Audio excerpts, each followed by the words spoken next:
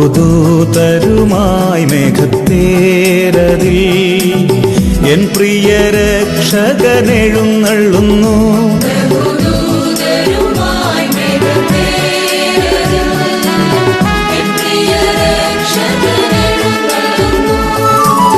സർവമിഴികളും ദർശിച്ചിടുമാ പ്രത്യക്ഷത N യേശു വരുമ്പോൾ.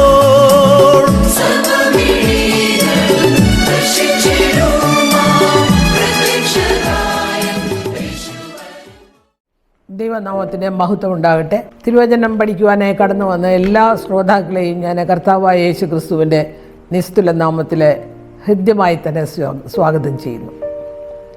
നമുക്ക് ഈ 8ാമത്തെ പാഠമാണ് ഈ പ്രാവശ്യം നാം പഠിക്കാൻ പോകുന്നത്. ഈ ക്വാർട്ടറിലെ വിഷയം എന്ന് പറഞ്ഞാൽ സ്വർഗത്തെയും ഭൂമിയെയും ഏകീകരിക്കുന്ന ഒരു കർത്താവായ യേശു ക്രിസ്തുവിനെ ആണ് പഠിക്കുന്നത്. പൗലോസ് അപ്പോസ്തലനാണ് ഈ യേശു ക്രിസ്തുവിനെ നമ്മളുടെ മുമ്പിൽ സമർപ്പിക്കുന്നത്. ഇന്ന് പാഠം 8, ക്രിസ്തുവിൻ്റെ ശ്രേഷ്ഠത. മനപ്പാഠവാക്യം: അവൻ അദർശനായ ദൈവത്തിൻ്റെ പ്രതിമയും സർവ്വസൃഷ്ടിക്കും ആദ്യജാതനും ആകുന്നു. സ്വർഗത്തിലുള്ളതും ഭൂമിയിലുള്ളതും ദൃശ്യമായതും അദൃശ്യമായതും സിംഹാസനങ്ങളാകട്ടെ, കർത്തൃത്വങ്ങളാകട്ടെ, വാഴ്ചകളാകട്ടെ, അധികാരങ്ങളാകട്ടെ, സകലവും അവൻ മുഖാന്തരം സൃഷ്ടിക്കപ്പെട്ടു. അവൻ മുഖാന്തരവും അവനായിട്ടും സകലവും സൃഷ്ടിക്കപ്പെട്ടിരിക്കുന്നു. അവൻ സർവ്വത്തിന് മുമ്പേ ഉള്ളവൻ, അവൻ സകലത്തിനും ആധാരമായിരിക്കുന്നു. കൊലോസ്യർ 1:15 മുതൽ 17 വരെയുള്ള ഭാഗങ്ങളാണ് ഞാൻ ഈ മനപ്പാഠവാക്യമായി വായിച്ചത്. നമുക്ക് പാഠം പഠിക്കുന്നതിന് മുമ്പ് ഒരു വാക്ക് പ്രാർത്ഥിക്കാം. നിത്യനും സ്തുത്യനുമായ അടിയങ്ങളുടെ സ്വർഗീയ വാഴ്ത്തപ്പെട്ട നല്ല ദൈവമേ, വീണ്ടും കർത്താവിനെ സ്തുതിക്കാൻ കർത്താവ് ഞങ്ങളുടെ ജീവിതത്തെ നൽകി തന്ന ഈ നല്ല അവസരത്തിനായി അടിയങ്ങൾ നന്ദിയോടെ സ്തോത്രം. കർത്താവെ, തിരുവചനം പഠിക്കുവാനായി ഞങ്ങൾ ആരംഭിക്കുമ്പോൾ തിരുമേനിയുടെ തിരുമഹത്വം ഞങ്ങളുടെ മുമ്പിൽ ഉണ്ടാവണം, ഞങ്ങളുടെ മധ്യം ഉണ്ടാവണം. പരിശുദ്ധാത്മ നിറവുകൊണ്ട് കർത്താവെ ഞങ്ങളെ അനുഗ്രഹിക്കണം. വചനം നന്നായി പരിശോധിക്കുവാനും പഠിക്കുവാനുമുള്ള എല്ലാ അനുഗ്രഹങ്ങളും ഞങ്ങൾക്ക് നൽകി തരണം. കേൾവിക്കാരെ എല്ലാം കർത്താവിൻ്റെ സന്നിധിയിൽ സമർപ്പിക്കുന്നു. കർത്താവ് തന്നെ മാനവും മഹത്വവും എടുക്കണം. എല്ലാം യേശുവിൻ്റെ ധന്യനാമത്തിൽ തന്നെ, ആമേൻ. ഞാൻ മനപ്പാഠവാക്യം ഒരു പ്രാവശ്യം കൂടെ വായിക്കാം. അവൻ അദർശനായ ദൈവത്തിൻ്റെ പ്രതിമയും സർവസൃഷ്ടിക്കും ആദ്യജാതനുമാകുന്നു. സ്വർഗത്തിലുള്ളതും ഭൂമിയിലുള്ളതും ദൃശ്യമായതും അദൃശ്യമായതും സിംഹാസനങ്ങളാകട്ടെ, കർത്തൃത്വങ്ങളാകട്ടെ, വാഴ്ചകളാകട്ടെ, അധികാരങ്ങളാകട്ടെ, സകലവും അവൻ മുഖാന്തരം സൃഷ്ടിക്കപ്പെട്ടു. അവൻ മുഖാന്തരം അവനായിട്ട് സകലവും സൃഷ്ടിക്കപ്പെട്ടിരിക്കുന്നു. അവൻ സർവ്വത്തിന് മുമ്പേയുള്ളവൻ, അവൻ സർവ്വത്തിനും ആധാരമായിരിക്കുന്നു. കൊലോസ്യർ 1:15 മുതൽ 17 വരെയുള്ള ഭാഗങ്ങളാണ് ഞാൻ വായിച്ചത്. എന്നാൽ കൊലോസ്യർ 1:9 മുതൽ 12 വരെയുള്ള വാക്യങ്ങളിൽ പൗലോസ് കൊലോസ്യയിലെ വിശ്വാസികൾക്ക് വേണ്ടി പ്രാർത്ഥിക്കുന്നു എന്ന് നമ്മൾക്ക് കാണാം. ആ കൊലോസ്യർ 1-ാം അധ്യായം 9 മുതൽ 12 വരെയുള്ള വാക്യങ്ങൾ നാം വായിച്ചാൽ പൗലോസ് അപ്പോസ്തലൻ കൊലോസ്യരുള്ള വിശ്വാസികൾക്ക് വേണ്ടി പ്രാർത്ഥിക്കുന്നു. അവരെങ്ങനെയുള്ളവരായി തീരണമെന്നാണ് അപ്പോസ്തലൻ പറയുന്നത്. അവർ ദൈവത്തിന് പ്രസാദകരമായ രീതിയിൽ ജീവിക്കണമെന്നാണ് അഭ്യർത്ഥിക്കുന്നത്. ഇത് കൊലോസ്യ വിശ്വാസികൾക്ക് മാത്രമുള്ള ഒരു നിർദ്ദേശമല്ല, പകരം ഈ ലോകത്തിലുള്ള എല്ലാ ക്രിസ്ത്യാനികൾക്കും എങ്ങനെ ജീവിക്കണം എന്നുള്ളതിൻ്റെ ഒരു ഉദാത്തമായ ഉദാഹരണമാണ് ദൈവത്തിന് പ്രസാദകരമായ രീതിയിൽ ജീവിക്കണം എന്നുള്ളത്. ഈ 12-13 ഈ 1-ാം അധ്യായം 12-13 വാക്യങ്ങളിൽ പൗലോസ് 2 മേഖലകളെ താരതമ്യം ചെയ്യുന്നു. 1 വെളിച്ചത്തിൻ്റെ രാജ്യം, 2 ഇരുട്ടിൻ്റെ ആധിപത്യം. ഈ 2 മേഖലകളാണ് ഈ 12 മുതൽ 12-13 വാക്യങ്ങളിൽ അപ്പോസ്തലൻ കൂടുതലായി ഊന്നി പറയുന്നത്. വെളിച്ചത്തിൻ്റെ രാജ്യത്തെക്കുറിച്ചും ഇരുട്ടിൻ്റെ ആധിപത്യത്തെക്കുറിച്ചുമാണ് പറയുന്നത്. അപ്പം വെളിച്ചത്തിൻ്റെ സാമ്രാജ്യത്തിൻ്റെ നിത്യാവകാശം, ഈ വെളിച്ചത്തിൻ്റെ സാമ്രാജ്യത്തിൻ്റെ നിത്യാവകാശത്തിൽ പങ്കുചേരുവാൻ പിതാവാൻ ദൈവം നമ്മളെ യോഗ്യരാക്കി. അപ്പോസ്തലൻ പറയുന്നതാണിത്. അപ്പം ഈ ശരിക്കും വെളിച്ചത്തിൻ്റെ സാമ്രാജ്യത്തിൻ്റെ നിത്യാവകാശം ഒരിക്കൽ പോലും ആ അവകാശം നഷ്ടപ്പെടുന്നതല്ല, അത് നിത്യമായിട്ടുള്ളതാണ്. അതിൽ പങ്കുചേരുവാൻ പിതാവായ ദൈവം നമ്മളെ യോഗ്യരാക്കി. എന്നാൽ അത് ഇരുട്ടിൻ്റെ ശക്തിയിൽ നിന്ന്, ഇരുട്ടിൻ്റെ ആധിപത്യത്തിൽ നിന്ന് നമ്മെ വിടുവിച്ചതാണത്. എങ്ങനെയാണെന്നറിയാമോ? എവിടേക്കാണ് നമ്മളെ ചേർക്കുന്നത്? തൻ്റെ പ്രിയപുത്രൻ്റെ രാജ്യത്തിലേക്കാണ് നമ്മളെ ചേർക്കുന്നത്. പിതാവാൻ ദൈവത്തിൻ്റെ ഇഷ്ടം നമ്മളെ ആ നിത്യ അവകാശത്തിലേക്ക് ചേർക്കുവാൻ, ആ നിത്യ അവകാശമെന്ന് പറയുന്നത് തൻ്റെ പ്രിയപുത്രൻ്റെ രാജ്യത്തിലേക്ക് നമ്മളെ ആക്കുവാൻ. അതിനെന്താണ് വാസ്തവത്തിൽ ചേരേണ്ടത്? അവനിൽ നമ്മൾക്ക് എന്ത് വേണമെന്നറിയാമോ? പാപമോചനവും വീണ്ടെടുപ്പും. കർത്താവേ യേശു ക്രിസ്തുവിലെ പാപമോചനമുണ്ട്, മാത്രമല്ല വീണ്ടെടുപ്പുമുണ്ട്. എങ്ങനെയാണ് കർത്താവായ യേശു ക്രിസ്തു നമുക്ക് വേണ്ടി ആ വീണ്ടെടുപ്പ് നടത്തിയത്? അപ്പോസ്തലൻ തന്നെ പറയുന്നുണ്ട്, യേശു നമുക്കായി നമ്മുടെ വീണ്ടെടുപ്പ് നടത്തി. അത് എങ്ങനെയാണ്? ശരിക്കും ദൈവത്തിലുള്ള വിശ്വാസത്താൽ നാം ഇരുട്ടിൻ്റെ മണ്ഡലത്തിൽ നിന്ന് തൻ്റെ പ്രിയപുത്രൻ്റെ രാജ്യത്തിലേക്ക് പിതാവ് മാറ്റിയത് കൊണ്ടാണ് നമ്മൾക്ക് ആ സൗഭാഗ്യം ലഭിച്ചത്. നമ്മളിൽ ദൈവത്തിലുള്ള വിശ്വാസം കൊണ്ട് ഇരുട്ടിൻ്റെ മണ്ഡലത്തിൽ നിന്ന് തൻ്റെ പ്രിയപുത്രൻ്റെ രാജ്യത്തിലേക്ക് നമ്മളെ മാറ്റുകയാണ് ചെയ്തത്. അത് ആ മുഖവര ഭാഗമാണ്. ഞായറാഴ്ചത്തെ ഭാഗത്തിലേക്ക് വരുമ്പോൾ അദർശനായ ദൈവത്തിൻ്റെ പ്രതിച്ഛായ എന്നാണ് ആ വിഷയം. അദർശനായ ദൈവത്തിൻ്റെ പ്രതിച്ഛായ. സാധാരണഗതിയിലെ പ്രതിച്ഛായ എന്ന് പറഞ്ഞാൽ എന്താണ്? അത് നമുക്കൊക്കെ ചെയ്ത് നമ്മൾക്ക് കാണാൻ കഴിയുന്നത്, നമ്മുടെ പ്രതിച്ഛായ നമ്മൾക്ക് കണ്ണാടിയിൽ കാണാൻ കഴിയും.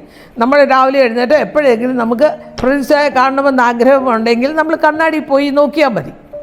നാം കണ്ണാടിയിൽ നോക്കുമ്പോൾ നമ്മളുടെ രൂപം അതിൽ കാണാം. അതാണ് പ്രതിച്ഛായ. ഒരു ശില്പം എന്ന് പറയുന്നത് ഒരു പടം, അല്ലെങ്കിൽ നമ്മളൊരു മോൾഡ് ചെയ്ത ഒരു വസ്തു. അങ്ങനെ ഒരു ശില്പമാണെങ്കിൽ നമ്മുടെ മുമ്പിൽ അതുണ്ടെങ്കിൽ നമുക്ക് ആ ശില്പത്തെക്കുറിച്ചൊരു വ്യക്തമായ ധാരണയുണ്ടാവും. അതൊരു കൂടുതൽ വ്യക്തമായ ആശയം നമ്മൾക്ക് നൽകുന്നുണ്ട്. എന്നാൽ ജീവനുള്ളതും ശ്വസിക്കുന്നതും സജീവവുമായ യാഥാർത്ഥ്യത്തിൽ നിന്ന് ഈ ശില്പം വളരെ വ്യത്യസ്തമാണ്. ഒന്നുകൂടെ പറയട്ടെ, ജീവനുള്ളത് ഒരു ശില്പം എന്ന് പറയുന്നത് ഇങ്ങനെ നമ്മൾ സൃഷ്ടിച്ചതാണ്. എക്സാക്റ്റായിട്ട് നമുക്ക് സൃഷ്ടിക്കാൻ കഴിയും. എന്നാലും എന്താണെന്നറിയാമോ? ജീവനുള്ളതും ശ്വസിക്കുന്നതും സജീവവുമായ യാഥാർത്ഥ്യത്തിൽ നിന്ന് ഈ ശില്പം വളരെ വ്യത്യസ്തമാണ്, വളരെ അകലെയാണെന്നാണ് പറയുന്നത്. ഉൽപ്പത്തി 1:26-27 നമുക്കെല്ലാവർക്കും അറിയാവുന്ന ഭാഗമാണ്. അനന്തരം ദൈവം നാം നമ്മുടെ സ്വരൂപത്തിൽ നമ്മുടെ സാദൃശ്യപ്രകാരം മനുഷ്യനെ ഉണ്ടാക്കുക എന്ന് പറഞ്ഞു. അനന്തരം ദൈവം നാം നമ്മുടെ സ്വരൂപത്തിൽ നമ്മുടെ സദൃശ്യപ്രകാരം മനുഷ്യനെ ഉണ്ടാക്കുക എന്ന് പറഞ്ഞു. അപ്പം മനുഷ്യനെ സൃഷ്ടിച്ചത് മണ്ണുകൊണ്ടാണ്. നമുക്കറിയാം മണ്ണിനൊരു വിലയുമില്ലെന്ന് മനുഷ്യൻ പറയും. അവൻ വെറും മണ്ണ് പോലെ ഇരിക്കുന്നത് അല്ലേ? മണ്ണുകൊണ്ടാണ് നമ്മളെ സൃഷ്ടിച്ചത്. എന്നാൽ അതിൽ കുടികൊള്ളുന്ന ആ ആത്മാവുണ്ടല്ലോ, ജീവാത്മാവ്, ആ ആത്മാവിൻ്റെ മൂല്യം അവനെ സർവ്വലോകത്തെക്കാളും വിലയുള്ളതാക്കി തീർത്തു. ഒരു മനുഷ്യൻ്റെ വില എന്ന് പറയുന്നത് അവനിൽ കുടികൊള്ളുന്ന ജീവാത്മാവിൻ്റെ മൂല്യമാണ്. ഉൽപ്പത്തി 5:3 ആദാം തൻ്റെ സാദൃശ്യത്തിൽ തൻ്റെ സ്വരൂപത്തിൽ ഒരു മകനെ ജനിപ്പിച്ചു, അവന് ഷേത്ത് എന്ന് പേരിട്ടു. അത് നമ്മൾ വായിച്ചിട്ടുള്ളതാണ് അല്ലേ? ആദാമിൻ്റെ മകൻ്റെ പേര് ഷേത്ത് എന്നുണ്ട്. വേറെയുണ്ട്, കയീനും ഹാബേലും ഒക്കെ ഉണ്ട്. ഇവിടെ പറയുന്നത് 5:3 ആദാം തൻ്റെ സാദൃശ്യത്തിൽ തൻ്റെ സ്വരൂപത്തിൽ ഒരു മകനെ ജനിപ്പിച്ചു, അവന് ഷേത്ത് എന്ന് പേരിട്ടു. ആദാം ക്രിസ്തുവിൻ്റെ അല്ലെങ്കിൽ ദൈവത്തിൻ്റെ സാദൃശ്യത്തിലും സ്വരൂപത്തിലും ആണ് സൃഷ്ടിക്കപ്പെട്ടത്. എന്നാൽ ആദാം ജനിപ്പിച്ച ഷേത്ത് പാപത്തിന് വിധേയനായ ആദാമിൽ ജനിപ്പിക്കപ്പെട്ടതാണ്. അത് ആദാമിൻ്റെ സ്വരൂപത്തിലും സാദൃശ്യത്തിലുമാണ് അല്ലേ? പാപത്തിന് ശേഷമാണ് ഷേത്ത് ജനിച്ചത്. ഈ ഷേത്ത് എന്ന് പറയുന്നത് ആദാമിൻ്റെ സ്വരൂപത്തിലും സാദൃശ്യത്തിലും, അതായത് ദൈവത്തിൻ്റെ തേജസ്സാർന്ന സാദൃശ്യത്തിലല്ല. എന്നാൽ ആദാം പാപത്തിന് മുമ്പ് ആദാം സൃഷ്ടിക്കപ്പെട്ടത് ദൈവത്തിൻ്റെ സാദൃശ്യത്തിലും അത് തേജസ്സാർന്ന സാദൃശ്യത്തിലും സ്വരൂപത്തിലുമായിരുന്നു. ഇവിടെ ശരിക്കും ഈ ഭൂമിയിൽ ദൈവത്തിൻ്റെ സാദൃശ്യത്തിലും സ്വരൂപത്തിലും സൃഷ്ടിക്കപ്പെട്ട മനുഷ്യർ എന്തുകൊണ്ടാണ് ദൈവത്തിൻ്റെ പ്രതിച്ഛായ പ്രതിഫലിപ്പിക്കാത്തതെന്നൊരു ചോദ്യമുണ്ട്. നമ്മളൊക്കെ എന്തുകൊണ്ടാണ് ദൈവത്തിൻ്റെ പ്രതിച്ഛായ നാം പ്രതിഫലിപ്പിക്കാത്തത്? അതെല്ലാവർക്കും അതിൻ്റെ കാരണം അറിയാം. പാപം മൂലമാണ് അത് നമുക്ക് പ്രതിഫലിപ്പിക്കുവാൻ കഴിയാത്തത് ദൈവത്തിൻ്റെ പ്രതിഷ്ഠയായ അതുപോലെ. എന്നാൽ യേശുക്രിസ്തു അദർശനായ ദൈവത്തെ കാണാൻ നമ്മെ പ്രാപ്തരാക്കുന്നു. ദൈവത്തെ നമുക്ക് കാണാൻ കഴിയില്ല. അത് കാണാൻ നമ്മളെ പ്രാപ്തരാക്കുന്നത് യേശുക്രിസ്തുവാണ്. യോഹന്നാൻ 1:1 പറയുന്നത്, ആദിയിൽ വചനം ഉണ്ടായിരുന്നു, വചനം ദൈവമായിരുന്നു. ആദിയിൽ വചനം ഉണ്ടായിരുന്നു, വചനം ദൈവമായിരുന്നു. യോഹന്നാൻ 1:14 പറയുന്നത്, വചനം ജഡമായി തീർന്നു, കൃപയും സത്യവും നിറഞ്ഞവനായി നമ്മുടെ ഇടയിൽ പാർത്തു. വചനം ജഡമായി തീർന്നു, കൃപയും സത്യവും നിറഞ്ഞവനായി നമ്മുടെ ഇടയിൽ പാർത്തു. മത്തായി 11:27 പിതാവ് സകലവും എന്നിൽ ഭരമേൽപ്പിച്ചിരിക്കുന്നു എന്ന് യേശുക്രിസ്തു പറഞ്ഞു. എന്നാൽ പിതാവല്ലാതെ ആരും പുത്രനെ അറിയുന്നില്ല എന്ന് പറയുന്നു. അതിന് താഴോട്ട് കേൾക്കുമ്പോൾ പുത്രൻ വെളിപ്പെടുത്തി കൊടുക്കാൻ ഇച്ഛിക്കുന്നവനും അല്ലാതെ ആരും പിതാവിനെയും അറിയുന്നില്ല. മനസ്സിലായില്ലേ? ശരിക്കും പിതാവ് പുത്രനെ അറിയുന്നു. പിന്നെ നമ്മളെങ്ങനെയാ അറിയുന്നേ? പുത്രന് പിതാവിനെ വെളിപ്പെടുത്തി കൊടുക്കുവാൻ പുത്രന് ഇഷ്ടമുള്ളവർക്ക് പിതാവിനെ വെളിപ്പെടുത്തി കൊടുക്കുമെന്ന് ഇവിടെ പറയുന്നുണ്ട്. ഈ വാക്യങ്ങളിൽ നിന്ന് നമുക്ക് മനസ്സിലാകുന്നത് പിതാവുമായിട്ടുള്ള യേശു ക്രിസ്തുവിൻ്റെ ബന്ധമാണ്. പിതാവ് പുത്രനെ അറിയുന്നു, അതുപോലെ തന്നെ പുത്രൻ പിതാവിനെയും അറിയുന്നു. പിന്നെ യേശുക്രിസ്തു പിതാവുമായുള്ള തൻ്റെ ബന്ധത്തെ യേശുക്രിസ്തു തന്നെ വിവരിക്കുന്നുണ്ട്. ഏത് മാത്രമുള്ള എങ്ങനെയുള്ളൊരു ബന്ധമാണ് പിതാവുമായിട്ട് യേശുക്രിസ്തുവിനുള്ളത് എന്ന് നമ്മളത് പഠിക്കേണ്ടതാണ്. ഞാനും പിതാവ് ഒന്നാകുന്നു എന്ന് യോഹന്നാൻ 10:30 യേശുക്രിസ്തു പറയുന്നുണ്ട്. ഞാനും പിതാവ് ഒന്നാകുന്നു. യോഹന്നാൻ 14:6 ഞാൻ മുഖാന്തരമല്ലാതെ ആരും പിതാവിൻ്റെ അടുക്കൽ എത്തുന്നില്ല എന്ന് പറയുന്നുണ്ട്. അപ്പോൾ പിതാവിൻ്റെ അടുക്കൽ എത്തുവാനുള്ള ഏക മാർഗം പുത്രനിൽ കൂടെ മാത്രമാണ്. യോഹന്നാൻ 14:6 ഞാൻ മുഖാന്തരമല്ലാതെ ആരും പിതാവിൻ്റെ അടുക്കൽ എത്തുന്നില്ല. യോഹന്നാൻ 6:35 ഞാൻ ജീവൻ്റെ അപ്പമാകുന്നു. യോഹന്നാൻ 8:12 ഞാൻ ലോകത്തിൻ്റെ വെളിച്ചമാകുന്നു. യോഹന്നാൻ 10:11 ഞാൻ നല്ല ഇടയനാകുന്നു. യോഹന്നാൻ 11:25 ഞാൻ പുനരുത്ഥാനവും ജീവനുമാകുന്നു. ഈ കാര്യമാണ് യേശുക്രിസ്തു പറഞ്ഞത്. യേശുക്രിസ്തു സ്വയം തന്നെ വെളിപ്പെടുത്തി കൊടുക്കുന്നു, തൻ്റെ പിതാവിനെയും വെളിപ്പെടുത്തി കൊടുക്കുന്നുണ്ട്. എന്താ പറഞ്ഞേ? ഞാനും പിതാവ് ഒന്നാകുന്നു എന്ന് പറഞ്ഞ് പിതാവിനെയും വെളിപ്പെടുത്തി കൊടുക്കുന്നുണ്ട്. അതാണ് ഞായറാഴ്ചത്തെ ഭാഗം. തിങ്കളാഴ്ചത്തെ ഭാഗത്തിലേക്ക് വരുമ്പോൾ എല്ലാ സൃഷ്ടികളിലും ആദ്യജാതൻ എന്നാണ് അതിൻ്റെ വാചകം. ആദ്യജാതൻ എന്നുള്ളത് പുതിയ നിയമത്തിൽ ഈ പദം മിക്കവാറും യേശുക്രിസ്തുവിനെയാണ് സൂചിപ്പിക്കുന്നത്. തൻ്റെ ആദ്യജാതനായ പുത്രൻ എന്നൊക്കെ പറയുന്നുണ്ട് പിതാവ് പുത്രനെ കുറിച്ച്.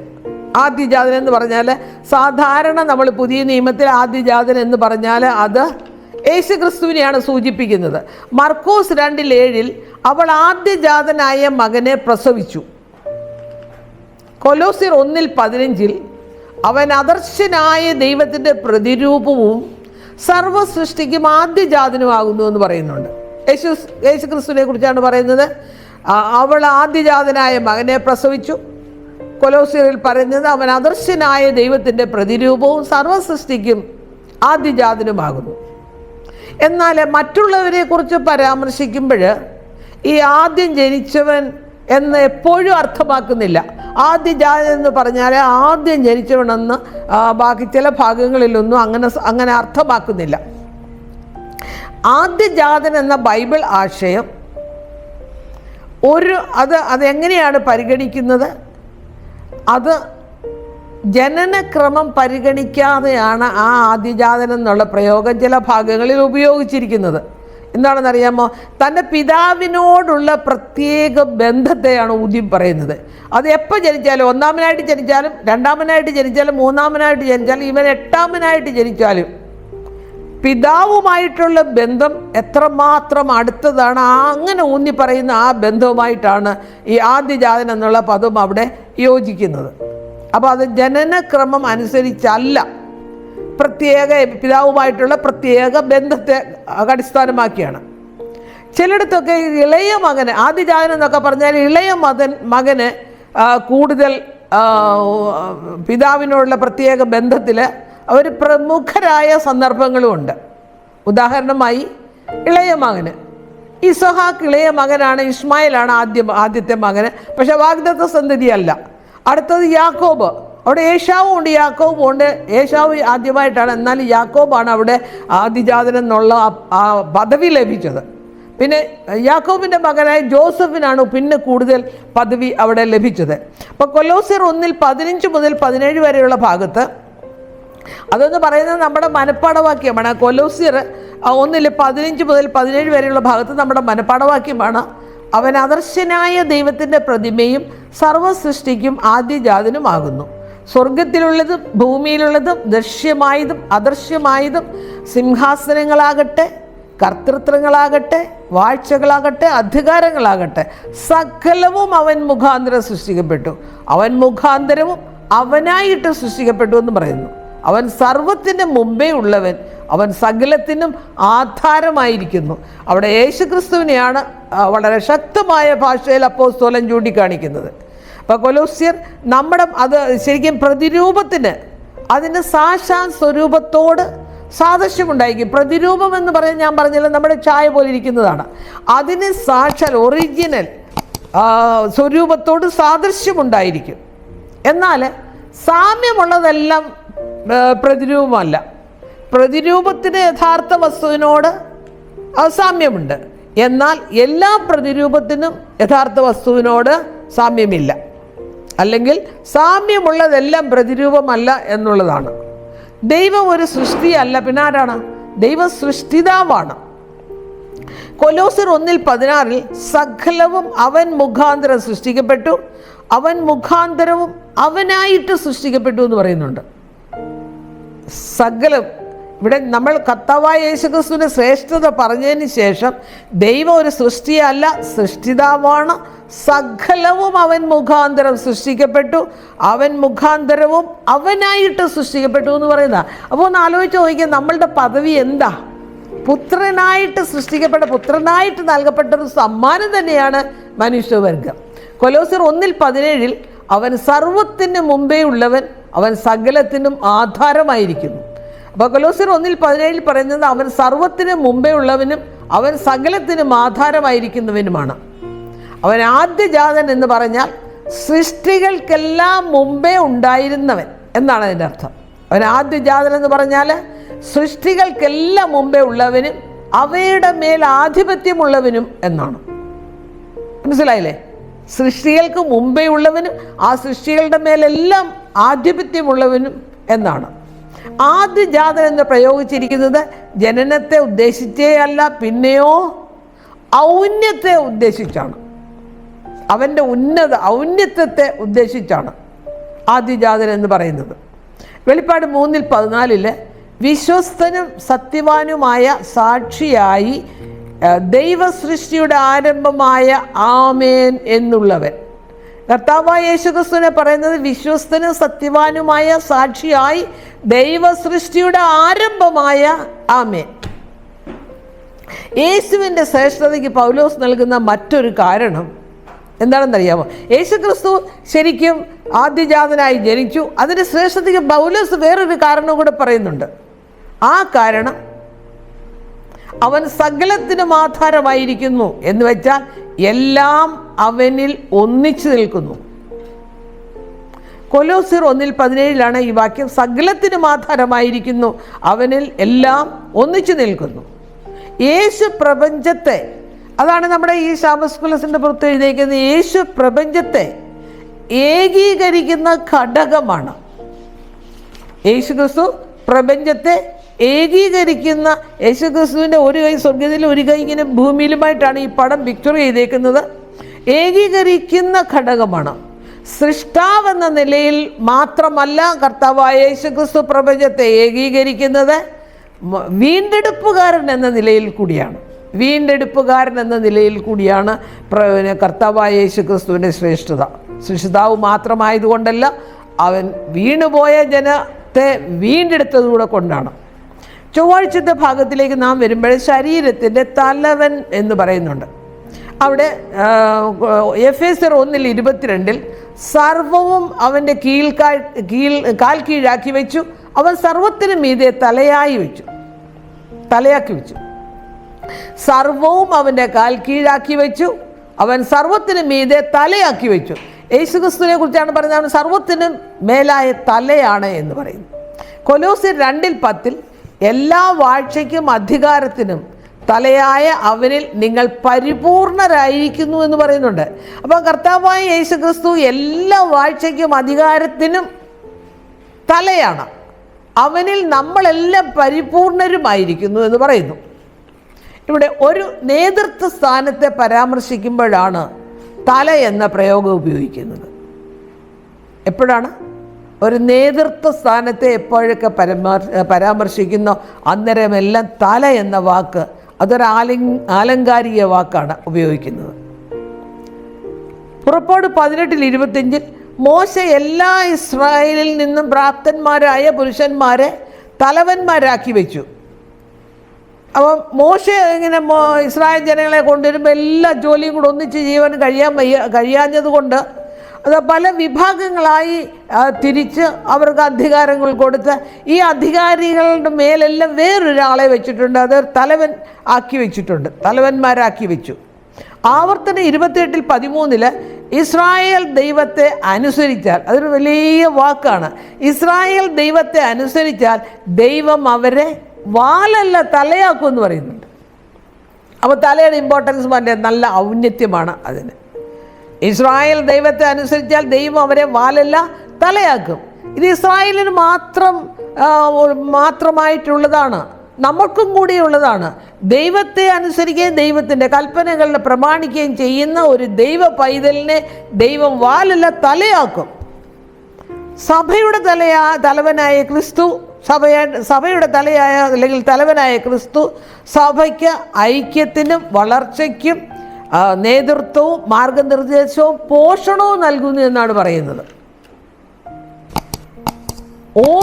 ഓരോ മനുഷ്യൻ്റെയും തല ക്രിസ്തുവാണ്.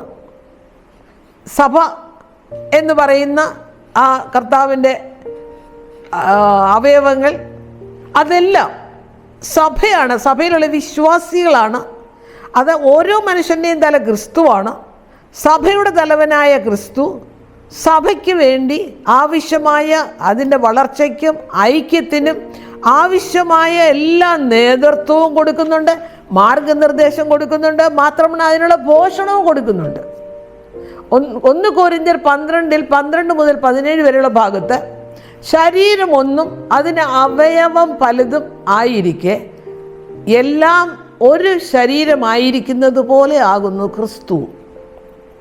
അപ്പോൾ അവിടെ പറയുന്നത് ശരീരം ഒന്ന്, അതിന് അവയവവും പലത് അല്ലേ. നമ്മുടെ ശരീരത്തെ ഹാസ് എ ഹോൾ നമ്മൾ എടുത്തു നോക്കിയാൽ അവയവവും പലത്, തല ഒന്ന്, പലതുമായിരിക്കും എല്ലാം ഒരു ശരീരമായിരിക്കുന്നത് പോലെ ആകുന്നു ക്രിസ്തു. ശരിക്കും ഈ ശരീരം എന്ന് പറയുന്നത് അനേക അവയവങ്ങൾ ഒന്നു ചേർന്നതാണ്. ഒരു പ്രധാന അവയവം മാത്രം ഒരിക്കലും ശരീരമാകത്തില്ല. ഒന്ന് ആലോചിച്ച് നോക്കിയേ, തല മാത്രം ശരീരമായോ? അല്ലെ കണ്ണ് മാത്രം കൊണ്ട് ശരീരമാകുമോ? എന്നാൽ ഇരിക്കട്ടെ 2 കൈകൾ, അതുമാത്രമായിട്ട് ശരീരമാകുമോ? ഇല്ല. എല്ലാ അവയവങ്ങളും ഒന്നിച്ചു ചേർന്നതാണ് ശരീരം. ഒരിക്കൽ പോലും ഒരു പ്രധാന അവയവം, ഹാർട്ട് പ്രധാന അവയവമാണ്, അതൊരിക്കലും ഒരു ശരീരമാകുന്നില്ല. അതിൻ്റെ ജോലികൾ എല്ലാ അവയവങ്ങളും കൂടെ ഒന്നിച്ച് അതിൻ്റെ ജോലികൾ തൃപ്തികരമായി ചെയ്താൽ മാത്രമേ ശരീരം ആരോഗ്യമുള്ളതായിരിക്കുകയുള്ളൂ. എങ്കിൽ മാത്രമേ അത് പ്രവർത്തനക്ഷമമായിരിക്കത്തുള്ളൂ, അത് പ്രയോജനകരവുമാകത്തുള്ളൂ. അതുപോലെയാണ് സഭയും അതുപോലെയാണ്. സഭ എന്ന് പറയുന്ന കർത്താവായ യേശുക്രിസ്തു അതിൻ്റെ തലയാണ്. എല്ലാ വിശ്വാസികളും അവയവങ്ങളാണ്. അത് ഒന്നിച്ച് ഒരുപോലെ കാര്യക്ഷമമായി തൃപ്തികരമായി പ്രവർത്തിച്ചെങ്കിൽ മാത്രമേ ഒരു സഭയായി നിലനിൽക്കുകയുള്ളൂ. നമ്മൾ ഇന്ന് പലപ്പോഴും ചിന്തിച്ചാൽ ഏത് സഭാവിഭാഗത്തിലാണെങ്കിലും അവിടെയെല്ലാം കലഹവും പ്രയാസവും അധികാരത്തിന് വേണ്ടിയുള്ള വടംവലികളൊക്കെ കാണാം. അങ്ങനെ ആകുന്നത് ഒരിക്കൽ പോലും അതൊരു ഏക ശരീരമായി ഫലവത്തായി തീരില്ല, പ്രവർത്തനക്ഷമമാകത്തില്ല. ഓരോരുത്തർക്കും ഓരോ സ്ഥാനമുണ്ട് സഭയിൽ. ഓരോ സ്ഥാനം മാത്രമല്ല, ഓരോ ഉത്തരവാദിത്വങ്ങളുമുണ്ട്. തലയില്ലാതെ ശരീരത്തിനും ജീവിക്കുവാനും കഴിയില്ല. കർത്താവായ യേശുക്രിസ്തുവിനെ മുൻപന്തിയിൽ നിർത്തിയില്ല എങ്കിൽ ജീവിക്കുവാനും കഴിയുകയില്ല. ശരിക്കും ഈ സഭ എന്ന ഇന്ന് ഏറ്റവും കൂടുതൽ വില കൽപ്പിക്കാത്ത, അല്ലെങ്കിൽ സുവിശേഷകർ അതിന് കൂടുതൽ മുൻതൂക്കം കൊടുക്കാത്ത, കൂട്ടുവിശ്വാസികൾ കൂടുതൽ മുൻതൂക്കം കൊടുക്കാത്ത ഒരു കാര്യമാണ് സഭയിലുള്ള ഒരു വിശ്വാസി. സഭ എന്ന ശരീരത്തിലെ അവയവങ്ങളായ ഓരോ വിശ്വാസിയും, അത് ഞാൻ അടുത്ത് പറയാൻ പോകുന്ന വാക്ക് എന്ന് പറയുന്നത് വിലയേറിയവരാണെന്നുള്ളതാണ്. നമ്മുടെ സഭയിൽ വരുന്ന ഓരോ ദൈവവിശ്വാസിയും വിലയേറിയ ആണ്. അതിൽ ഒരെണ്ണം നമ്മൾ നഷ്ടപ്പെട്ടു പോയാൽ അത് സങ്കടം ഉണ്ടാക്കുന്നതാണ്. അങ്ങനെ സങ്കടം ഉണ്ടാകണം. പൗലോസ് അപ്പോസ്തലൻ എന്താ പറഞ്ഞത്? നമ്മൾ വായിച്ചപ്പോഴും 9:12 ഭാഗത്ത് കൊലോസ്യ സഭ വിശ്വാസികൾക്ക് വേണ്ടി പ്രാർത്ഥിക്കുന്നു എന്ന് പറയുന്നത്. ഇന്ന് കുറ്റപ്പെടുത്തുന്നില്ല, എത്ര ശുശ്രൂഷകർ അപ്പോസ്തലനെ പോലെ അവരുടെ സഭയ്ക്ക് വേണ്ടി, വിശ്വാസികൾക്ക് വേണ്ടി പ്രാർത്ഥിക്കുന്നു. സഭ എന്ന ശരീരത്തിലെ അവയവങ്ങളായ ഓരോ വിശ്വാസിയും വിലയേറിയവരാണ്. ആരും നഷ്ടപ്പെട്ടു പോകാതെ സംരക്ഷിക്കുവാനുള്ള ഉത്തരവാദിത്വം ശുശ്രൂഷകന് മാത്രമല്ല, എല്ലാ വിശ്വാസികൾക്കും ഉണ്ട്. എല്ലാ വിശ്വാസികൾക്കും ഉണ്ട്. അത് ഒരിക്കൽ പോലും നമുക്ക് തള്ളിക്കളയാൻ കഴിയുന്നതല്ല. ചൊവ്വാഴ്ചത്തെ ഭാഗം അവിടെ കൊണ്ട് അവസാനിക്കുന്നു. ബുധനാഴ്ചത്തെ ഭാഗത്തേക്ക് വരുമ്പോൾ തുടക്കം അല്ലെങ്കിൽ ആരംഭകനെന്നാണ് കൊടുത്തിരിക്കുന്നത്. കൊലോസ്യർ 1:18 അവൻ സഭ എന്ന ശരീരത്തിൻ്റെ തലയുമാകുന്നു, സകലത്തിനും താൻ മുമ്പനാകേണ്ടതിന് അവൻ ആരംഭവും മരിച്ചവരുടെ ഇടയിൽ നിന്ന് ആദ്യനായി എഴുന്നേൽറ്റവനുമാകുന്നു എന്ന് പറയുന്നുണ്ട്. ഈ കൊലോസ്യ വിശ്വാസികളെ സംബന്ധിച്ച് പൗലോസിന് ഭയങ്കര അഭിമാനമായിരുന്നു. എന്നാൽ പൗലോസ് സ്ഥാപിച്ച ഒരു സഭയെ അല്ല കൊലോസ്യർ, അത് എപ്പിഫാനസ് ചെയ്തിട്ടുള്ളതാണ്. എപ്പിഫാനസ് അല്ല, എപ്പഫ്രാസ് ചെയ്തിട്ടുള്ളതാണ്. ആ ഫിലിപ്പിയിൽ ചെന്നിട്ട് മാനസാന്തരപ്പെട്ട് ആ സത്യസുവിശേഷം ഇവിടെ കൊലോസ്യ സഭയിൽ വന്ന് പ്രസംഗിച്ച് സഭ രൂപീകരിച്ചതാണ്. ആ സഭയിലുള്ള വിശ്വാസികളോട് അപ്പോസ്തലൻ പുലർത്തുന്ന സ്നേഹം എന്ന് പറയുന്നത് വളരെയധികം മാതൃകാപരമായ സ്നേഹമാണ്. ആ സ്നേഹമാണ് ഇന്ന് നമ്മുടെ ഇടയിൽ എല്ലാ സഭകളോടും, എല്ലാ ശുശ്രൂഷകർക്കും, എല്ലാ വിശ്വാസികൾക്കും ഉണ്ടാകേണ്ടത്. നാം എല്ലാവരും അതിനകത്ത് ഭാഗഭാക്കാകണം. ഒരു സഭയിലുള്ള ഒരു ദൈവ പൈതലിന് എന്തെങ്കിലും സംഭവിച്ചാൽ അവനെ കണ്ടെത്തി അവനെ മടക്കി കൊണ്ടുവരുവാനുള്ള ഉത്തരവാദിത്വം നമ്മൾക്ക് ഉണ്ടാവണം. അപ്പം അവൻ സഭ എന്ന ശരീരത്തിൻ്റെ തലയുമാകുന്നു, സകലത്തിനും താൻ മുമ്പനാകേണ്ടതിന് അവൻ ആരംഭവും മരിച്ചവരുടെ ഇടയിൽ നിന്ന് ആദ്യനായി എഴുന്നേറ്റവനുമാകുന്നു. യേശു മനുഷ്യവർഗത്തിൻ്റെയും സഭയുടെയും തലവനാണ്. ദൈവം ആകാശത്തെയും ഭൂമിയെയും സൃഷ്ടിച്ചതുകൊണ്ട് മനുഷ്യാവതാരം എടുത്തതുകൊണ്ടും ാണ് ആ പദവിയുള്ളത്. അപ്പം ശരീരത്തിൻ്റെ അല്ലെങ്കിൽ സഭയുടെ തലവനായതിൻ്റെ കാരണം ദൈവം ആകാശത്തെയും ഭൂമിയെയും സൃഷ്ടിച്ചു. അതുകൊണ്ടും സർവസൃഷ്ടിയുടെയും അധിപനായിരിക്കുന്നത് കൊണ്ടും മനുഷ്യവർഗത്തെ രക്ഷിക്കുന്നതിന് വേണ്ടി മനുഷ്യാവതാരം എടുത്തതുകൊണ്ടും ആണ് യേശു ക്രിസ്തു ആ പദവിയിലുള്ളത്. യേശു ആരംഭം മാത്രമല്ല, അതാണ് നമ്മൾ കൂടുതൽ ശ്രദ്ധിക്കേണ്ടത്. യേശു ആരംഭം മാത്രമല്ല, പിന്നെന്താണെന്ന് അറിയാമോ? മരിച്ചവരിൽ നിന്നുള്ള പുനരുത്ഥാനത്തിലൂടെ പുതിയ സൃഷ്ടിയുടെ തുടക്കക്കാരനുമാണ്. യേശു ക്രിസ്തു മരിച്ചു, ആ ഉയർപ്പുണ്ടല്ലോ, ആ ഉയർപ്പ് കൊണ്ട് മരിച്ചവരിൽ നിന്നുള്ള പുനരുത്ഥാനത്തിലൂടെ പുതിയ സൃഷ്ടിയുടെ തുടക്കക്കാരനാണ്. അപ്പം പാപത്തിൻ്റെ ശമ്പളം മരണമാണെന്ന് നമ്മൾക്കറിയാം ഇല്ലേ? അത് വളരെ എല്ലാവരും ഒക്കെ അറിയാവുന്ന വാക്കാ. പാപത്തിൻ്റെ ശമ്പളം മരണമാണ്. അത് അങ്ങനെ ആയതുകൊണ്ട് മരണത്തിന്മേലുള്ള അവൻ്റെ വിജയം, പാപത്തിനെതിരായ യേശുക്രിസ്തുവിൻ്റെ വിജയമാണ്. ശരിക്കും മരിച്ചവൻ്റെ പുനരുദ്ധാനത്തിലൂടെ കർത്താവ് ഉയർത്തെഴുന്നേറ്റത് അത് പാപത്തിൻ്റെ മേലുള്ള അവൻ്റെ ജയമാണ്. മാത്രമല്ല, അവൻ്റെ പുനരുദ്ധാനത്തിനുള്ള അവൻ്റെ ശക്തിയെയും പ്രകടിപ്പിക്കുന്നു. യേശുക്രിസ്തുവിൻ്റെ പ്രാധാന്യം പൗലോസ് വളരെ ശക്തമായി തന്നെ പറയുന്നുണ്ട്. അത് പൗലോസിൻ്റെ വാക്കുകളിൽ കൂടെ അവൻ അദർശ്യനായ ദൈവത്തിൻ്റെ പൂർണ്ണമായ പ്രകടനമാണ്. യേശുക്രിസ്തുവിനെ കുറിച്ച് പൗലോസ് അപ്പോസ്തലൻ പറയുന്നത് അവൻ അദർശ്യനായ ദൈവത്തിൻ്റെ പൂർണ്ണമായ പ്രകടനമാണ് എന്നാണ്. അവൻ എല്ലാറ്റിനും മുമ്പേ ഉണ്ടായിരുന്നു, എല്ലാം അവനിൽ ഒരുമിച്ച് കൊണ്ടുവന്നു. വളരെ ശക്തമായ ഭാഷയാണ് അപ്പോസ്തലനോട് ഉപയോഗിക്കുന്നത്. അവൻ എല്ലാറ്റിനും മുമ്പേ ഉണ്ടായിരുന്നു, എല്ലാം അവനിൽ ഒരുമിച്ച് കൊണ്ടുവന്നു. യേശു സഭയുടെ തലവനാണ്. അവനെല്ലാം സൃഷ്ടിച്ചു. അവൻ സൃഷ്ടിയുടെയും പുനഃസൃഷ്ടിയുടെയും തുടക്കക്കാരനുമാണ്. സൃഷ്ടിയുടെ മാത്രമല്ല, പുനഃസൃഷ്ടി എന്ന് പറഞ്ഞാൽ യേശുക്രിസ്തുവിൻ്റെ ഉദ്ധാനത്തിലൂടെ അവൻ പുനഃസൃഷ്ടിയുടെ തുടക്കക്കാരനായി മാറി. അവൻ പാപത്തെയും മരണത്തെയും ജയിച്ചു. അങ്ങനെ രക്ഷകനായി തന്നിൽ ആശ്രയിക്കുന്ന എല്ലാവരെയും ഉയർപ്പിക്കുവാനുള്ള അവകാശം നേടിയെന്നാണ് പറയുന്നത്. അത് നമ്മൾ ഒന്നുകൂടെ ചിന്തിച്ചാൽ, അവൻ പാപത്തെയും മരണത്തെയും ജയിച്ചു അല്ലേ? പിശാചിനെയും ജയിച്ചു.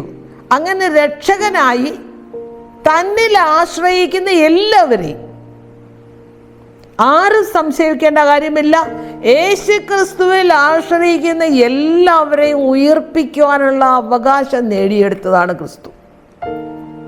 നാം ഈ പാഠത്തിൻ്റെ അവസാന ഭാഗത്തേക്ക് വരുമ്പോൾ എല്ലാം അനുരഞ്ജിപ്പിക്കാൻ എന്നാണ് അവിടുത്തെ തലവാചകം. അത് കൊലോസ്യർ 1:19-20. അവനെ സർവസമ്പൂർണതയും വസിപ്പാനും അവൻ ക്രൂശിൽ ചൊരിഞ്ഞ രക്തം കൊണ്ട് അവൻ മുഖാന്തരം സമാധാനം ഉണ്ടാക്കി. ഭൂമിയിലുള്ളതോ സ്വർഗത്തിലുള്ളതോ സകലത്തെയും അവനെ കൊണ്ട് നമ്മോടെ നിരപ്പിക്കുന്നതിനും പിതാവിന് പ്രസാദം തോന്നി. മുമ്പേ ദുഷ്പ്രവർത്തികളായി മനസ്സുകൊണ്ടകന്നവരും ശത്രുക്കളായിരുന്ന നിങ്ങളെ അവൻ്റെ മുമ്പിൽ വിശുദ്ധരാക്കി. അപ്പോസ്തലനിവിടെ കൊലോസ്യർ 1:19-20 പറയുന്ന ഈ ഭാഗം വിശുദ്ധന്മാർക്ക് വെളിച്ചത്തിനുള്ള അവകാശത്തിനായി നമ്മെ പ്രാപ്തരാക്കുന്നു എന്നാണ് പറയുന്നത്. വിശുദ്ധന്മാർക്ക് വെളിച്ചത്തിനുള്ള അവകാശത്തിനായി നമ്മെ കർത്താവ് പ്രാപ്തരാക്കുന്നു. കൊലോസ്യർ 2:9 അവനിലല്ലോ ദൈവത്തിൻ്റെ സർവസമ്പൂർണതയും ദേഹരൂപമായി വസിക്കുന്നത്. അപ്പോൾ കർത്താവായ യേശുക്രിസ്തുവിലാണ് എന്താണ് ദൈവത്തിൻ്റെ സർവസമ്പൂർണതയും ദേഹരൂപമായി വസിക്കുന്നത്. അപ്പോൾ യേശുവിൽ വസിക്കുവാൻ പിതാവ് ആഗ്രഹിച്ചു. കാരണം എന്താണെന്നറിയാമോ? അത് പുത്രൻ്റെ പൂർണ്ണത മൂലമാണ്. പിതാവായ ദൈവത്തിൻ്റെ സകല സമ്പൂർണതയും ദേഹരൂപമായി പുത്രനിൽ ഉള്ളതുകൊണ്ട് യേശുവിൽ വസിക്കുവാൻ പിതാവ് ഇഷ്ടപ്പെട്ടു. അപ്പം കർത്താവിലുള്ള പൂർണ്ണതയെക്കുറിച്ച് അപ്പോസ്തലനായ യോഹന്നാൻ ഇപ്രകാരം പറയുന്നു. കർത്താവിൽ പൂർണ്ണതയുണ്ട്. ആ പൂർണ്ണതയെക്കുറിച്ച് യോഹന്നാൻ പറയുന്നത് കൃപയും സത്യവും നിറഞ്ഞവനെന്നാണ്. കൃപയും സത്യവും നിറഞ്ഞവനാണ് യേശുക്രിസ്തു. ഇവിടെ കർത്താവിൻ്റെ പൂർണ്ണത എന്ന പദം കൊണ്ട് അർത്ഥമാക്കുന്നത് ദൈവത്തിൻ്റെ നിത്യതയെയും സ്വയം നിലനിൽപ്പിനെയും സൃഷ്ടിക്കുവാനും പുനർനിഷ്ഠിക്കുവാനുമുള്ള ശക്തിയെ ആണ് ഉൾക്കൊള്ളുന്നത്. എന്താണ് ആക്ച്വലി കർത്താവിൻ്റെ പൂർണ്ണത എന്ന പദം കൊണ്ട് അർത്ഥമാക്കുന്നത്? ദൈവത്തിൻ്റെ നിത്യതയുണ്ട്, സ്വയം നിലനിൽപ്പുണ്ട്, സൃഷ്ടിക്കാനും പുനർനിർമ്മിക്കുവാനുമുള്ള അവൻ്റെ ശക്തിയെയും ഉൾക്കൊള്ളുന്നു. കർത്താവ് ശരിക്കും പാപത്തെയും മരണത്തെയും കീഴടക്കി. പാപത്തെയും മരണത്തെയും കർത്താവ് കീഴടക്കി. കുരിശെന്ന് പറയുന്നത് എന്താണെന്നറിയാമോ? സൃഷ്ടിക്കപ്പെട്ട എല്ലാ സൃഷ്ടികളോടുമുള്ള തൻ്റെ നിത്യസ്നേഹത്തിൻ്റെ സാക്ഷ്യമായി. അതാണ് കുരിശ്. സൃഷ്ടിക്കപ്പെട്ട എല്ലാ സൃഷ്ടികളോടുമുള്ള തൻ്റെ നിത്യസ്നേഹത്തിൻ്റെ സാക്ഷ്യമായിട്ട് കുരിശ് നിലനിൽക്കുന്നു. അത്രമാത്രം ആഴത്തിലുള്ള അർത്ഥം ഞാൻ ആദ്യമായിട്ടാണ് കേൾക്കുന്നത്. എന്താണെന്ന് വെച്ചാൽ സൃഷ്ടികളോടുള്ള തൻ്റെ നിത്യസ്നേഹത്തിൻ്റെ സാക്ഷ്യം കുരിശ്. യോഹന്നാൻ 3:16 തൻ്റെ ഏകജാതനായ പുത്രനിൽ വിശ്വസിക്കുന്ന ഏവനും നശിച്ചു പോകാതെ നിത്യജീവൻ പ്രാപിക്കേണ്ടതിന് ദൈവം അവനെ നൽകുവാൻ തക്കവണ്ണം ലോകത്തെ സ്നേഹിച്ചു. ഈ പിതാവിൻ്റെ സ്നേഹം എന്ന് പറയുന്നത് ഒരു കൊച്ചു കാര്യമൊന്നുമല്ല. അത് ഉൾക്കൊള്ളാൻ കഴിയുക എന്ന് പറയുന്നത് ദൈവത്തിൽ ആശ്രയിക്കുന്ന ഒരു ദൈവ പൈതലിന് മാത്രമേ ഉള്ളൂ. അല്ലാത്ത ആർക്കും അത് ഉൾക്കൊള്ളാൻ കഴിയില്ല. നമ്മളിതിപ്പോൾ എനിക്ക് തോന്നുന്നു, ഞാനാണെങ്കിൽ എൻ്റെ ചെറുപ്പത്തിൽ ഒരു 5, 6, 7 ക്ലാസ്സിലൊക്കെ പഠിക്കുമ്പോൾ അന്ന് മുതൽ കാണാതെ പറയുന്നൊരു വാക്യമാണ്. ശാബത്ത് സ്കൂൾ പാഠങ്ങളിലൊക്കെ പല പ്രാവശ്യം ഉരുവിട്ടുണ്ട്, പല പ്രാവശ്യം പഠിപ്പിച്ചിട്ടുണ്ട്. എന്നാൽ അതിൻ്റെ ആഴത്തിലേക്കുള്ള അർത്ഥം നമുക്ക് ചെന്നെത്തുവാൻ എന്താ, തൻ്റെ ഏകജാതനായ പുത്രനിൽ വിശ്വസിക്കുന്ന ഏവനും നശിച്ചു പോകാതെ നിത്യജീവൻ പ്രാപിക്കേണ്ടതിന് ദൈവം അവനെ നൽകുവാൻ തക്കവണ്ണം ലോകത്തെ സ്നേഹിച്ചു. അപ്പൊ പിതാവിൻ്റെ സ്നേഹം എത്ര വലുതാണ്! മനുഷ്യവർഗത്തോടുള്ള പിതാവിൻ്റെ സ്നേഹം എത്ര വലുതാണ്! പാപത്തെ എന്നേക്കുമായി പരാജയപ്പെടുത്താനും എല്ലാറ്റിനെയും അനുരഞ്ജിപ്പാനും കർത്താവിൻ്റെ ക്രൂശിലെ മരണത്തിന് സാധിച്ചു. അതാണ് കർത്താവിൻ്റെ ക്രൂശിലെ മരണം. ഈ പുത്രനെ വിട്ടുകൊടുക്കാൻ പിതാവിൻ്റെ ഇഷ്ടമാണ് പിതാവ് ഈ ഭൂമിയിൽ വന്ന് ക്രൂശിതനായത്. അപ്പം പാപത്തെ എന്നേക്കുമായി പരാജയപ്പെടുത്താൻ, എല്ലാത്തിനെയും അനുരഞ്ജപ്പെടുത്താനും കർത്താവിൻ്റെ ക്രൂശിലെ മരണത്തിന് സാധിച്ചു. അപ്പോൾ ഒന്ന് ആലോചിച്ചേക്ക്, എത്രമാത്രം വിലയേറിയതാണ് കർത്താവായ യേശു ക്രിസ്തുവിൻ്റെ ഈ ഭൂമിയിലെ വാസവും അതിനുശേഷമുള്ള കർത്താവിൻ്റെ മരണവും അതിനുശേഷമുള്ള ഉയർപ്പും. മാത്രമല്ല, അതിന് ഉയർത്തെഴുന്നേറ്റ് സ്വർഗാരോഹണം ചെയ്ത ഒരു യേശു ഞാൻ ഇനിയും വന്ന് നിങ്ങളെ സ്വർഗത്തിൽ കൊണ്ടുപോകുന്നുള്ള ഏറ്റവും വലിയ വാഗ്ദത്വവും. ഈ ദൈവത്തെ മനുഷ്യനോടല്ല ചേർക്കാൻ കർത്താവായ യേശു ക്രിസ്തു വന്നത്, പിന്നെന്തിനാണെന്ന്? ദൈവത്തെ മനുഷ്യനോടല്ല, പകരം മനുഷ്യനെ ദൈവത്തോട് നിരപ്പിക്കാനാണ് കർത്താവായ യേശു ക്രിസ്തു വന്നത്. കർത്താവായ യേശു ക്രിസ്തു നമ്മെ സ്നേഹിച്ചു. ക്രിസ്തുവിൻ്റെ ക്രൂശിലെ മരണത്തിലൂടെ നമ്മെ രക്ഷിക്കുവാനായി കർത്താവായ യേശു ക്രിസ്തു സകലവും ത്യജിച്ചു എന്നാണ് പറയുന്നത്, അല്ലേ? പിതാവായ ദൈവത്തിൻ്റെ വലതുഭാഗത്തിരുന്ന പുത്രന് സ്വർഗത്തിൻ്റെ സകല മഹിമയും വെടിഞ്ഞിട്ടാണ് ഭൂമിയിൽ മറിയയുടെ മകനായി ജാതനായത്. യെരൂശലേമിലെ തെരുവീഥികളിൽ കൂടി നടകൊണ്ടു, ശിഷ്യന്മാരെ ചേർത്തു. പീലാത്തോസിൻ്റെ മുമ്പിൽ കൂടെ അങ്ങോട്ട് കൊട്ടാരത്തിൽ അവിടെ പോയി, ഇവിടെ പോയി, അനന്യാസിൻ്റെ മുമ്പിൽ പോയി, കയ്യഫാവിൻ്റെ മുമ്പിൽ പോയി, അവസാനം ക്രൂശ് ചുമന്നു, ക്രൂശിതനായി. അതെല്ലാം എന്തിനാണ്? മനുഷ്യനെ ദൈവത്തോട് നിരപ്പിക്കുവാൻ വേണ്ടി. ദൈവത്തിൻ്റെ ഇവിടെ ശരിക്കും ദൈവത്തിൻ്റെ സ്നേഹത്തിൻ്റെ അളവ്, എത്രമാത്രം സ്നേഹം ദൈവത്തിനുണ്ടെന്നുള്ളതിൻ്റെ അതിൻ്റെ ഒരു അളവ് വിവരിച്ചിട്ടുണ്ട്. ആ അളവിൻ്റെ ഒന്നാമത്തെ അളവെന്ന് പറയുന്ന പുത്രനെ തരുവാൻ തക്കവണ്ണമുള്ള അളവാണ്. സ്വപുത്രനെ തരുവാൻ തക്കവണ്ണമുള്ള അളവ്. ദൈവസ്നേഹത്തിൻ്റെ കാരണമെന്ന് പറയുന്നത് ഈ പാപം നിറഞ്ഞ ലോകത്തിൽ പാപം നിറഞ്ഞ ലോകത്തിലുള്ള പാപികളായ മനുഷ്യരെ വീണ്ടെടുക്കുവാൻ വേറൊരു മാർഗവും ഇല്ലാത്തത് കൊണ്ടാണ് പുത്രനെ കൊടുത്തത്. അതിന് ഈ ഗുണഭോക്താക്കൾ ആരാണ്? കർത്താവായ യേശു ക്രിസ്തുവിൽ വിശ്വസിക്കുന്ന ഏവനുമാണ് അതിൻ്റെ ഗുണഭോക്താക്കൾ. അപ്പോൾ ദൈവത്തിൽ അതിൻ്റെ ഒരു വ്യാപ്തിയുണ്ട്. കർത്താവായ യേശു ക്രിസ്തുവിനൊരു അതിൻ്റെ സ്നേഹത്തിനൊരു വ്യാപ്തിയുണ്ട്. അത് മനുഷ്യവർഗത്തിൻ്റെ മുഴുവനുമായിട്ടാണ് ആ വ്യാപ്തി എന്ന് പറയുന്നത്. അപ്പോൾ ഈ ദൈവത്തിൽ വിശ്വസിക്കുന്ന നാം ഏവനും രക്ഷിക്കപ്പെടുന്നവരാണ്. ഈ സ്നേഹം നിരാകരിക്കുന്നവർക്ക്, ഈ കൊച്ചു സ്നേഹം, കർത്താവ് നൽകുന്ന വലിയ സ്നേഹമില്ലേ, ആ സ്നേഹം നിരാകരിക്കുന്നവർക്ക് ദൈവത്തിൻ്റെ ശരിക്കും ദൈവസ്നേഹത്തിൽ നിന്നും ദൈവ സാന്നിധ്യത്തിൽ നിന്നും സ്വർഗ ഭാഗ്യ അനുഭവങ്ങളിൽ നിന്നും അവരെന്നേക്കുമായി തള്ളപ്പെടും. കർത്താവ് യേശുക്രിസ്തു ക്രൂശിൽ കാണിച്ച ആ സ്നേഹം, പുത്രനെ വിട്ടുതരുവാൻ പിതാവ് കാണിച്ച ആ സ്നേഹം നിരാകരിക്കുന്നവർ ദൈവസ്നേഹത്തിൽ നിന്നും, ദൈവ സാന്നിധ്യത്തിൽ നിന്നും, സ്വർഗഭാഗ്യ അനുഭവങ്ങളിൽ നിന്നും എന്നേക്കുമായി തള്ളപ്പെടുന്നു. ഇങ്ങനെ ഒരു വിധി നമുക്കൊരിക്കൽ പോലും ഉണ്ടാകരുത്. പകരം കർത്താവായ യേശുക്രിസ്തുവിൻ്റെ നിത്യസ്നേഹത്തിൽ നിലകൊള്ളുവാൻ ദൈവം നമ്മെ അനുഗ്രഹിക്കുമാറാകട്ടെ. അതാണ് എൻ്റെ പ്രാർത്ഥന. ആമേൻ. നമുക്ക് പ്രാർത്ഥിക്കാം. കരുണാസമ്പന്ന നീതിമാനുമായ അടിയങ്ങളുടെ സ്വർഗ്ഗീയ വാഴ്ത്തപ്പെട്ട നല്ല ദൈവമേ, വീണ്ടും കർത്താവിനെ സ്തുതിക്കുവാൻ കർത്താവ് നൽകി തന്ന അനുഗ്രഹങ്ങൾക്കായി അടിയങ്ങൾ നന്ദിയോട് സ്തോത്രം. കർത്താവെ, തൻ്റെ ഏകജാതനായ പുത്രനിൽ വിശ്വസിക്കുന്നവൻ ഒരിക്കൽ പോലും നഷ്ടപ്പെട്ടു പോകാതെ അവനെ ആദായപ്പെടുത്തുന്നതിനായി കർത്താവ് ദൈവം പുത്രനെ ഈ ഭൂമിയിലേക്ക് അയച്ചു. പുത്രൻ ഈ ഭൂമിയിൽ കർത്താവെ ജനത്തെ സ്നേഹിക്കുകയും കരുതുകയും ആശ്വസിപ്പിക്കുകയും ചെയ്തു. അവസാനം ക്രൂശിതനായി തീർന്നു. ആ നിത്യസ്നേഹത്തിലേക്ക് ഞങ്ങളെ മാടി പിടിച്ച കൃപയോർത്ത് നന്ദിയോട് സ്തോത്രം.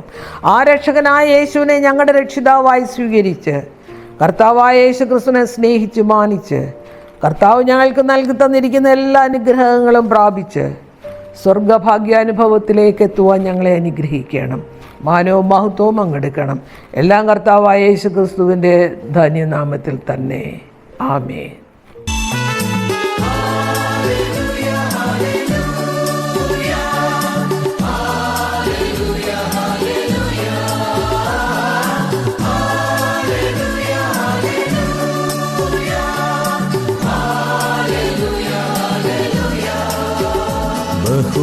ബഹുദൂതരുമായി മേഘത്തേരതിൽ എൻ പ്രിയ രക്ഷകനെഴുന്നള്ളുന്നു. ബഹുദൂതരുമായി മേഘത്തേരതിൽ എൻ പ്രിയ രക്ഷകൻ